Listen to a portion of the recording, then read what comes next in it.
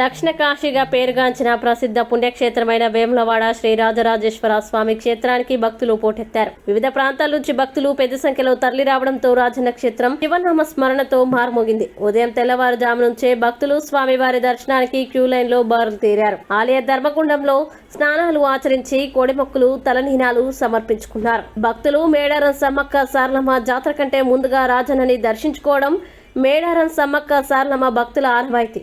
భక్తుల రద్దీ అధికంగా ఉండడంతో భక్తులకు ఎలాంటి ఇబ్బందులు కలగకుండా అన్ని ఏర్పాట్లు చేశారు ఆలయ అధికారులు.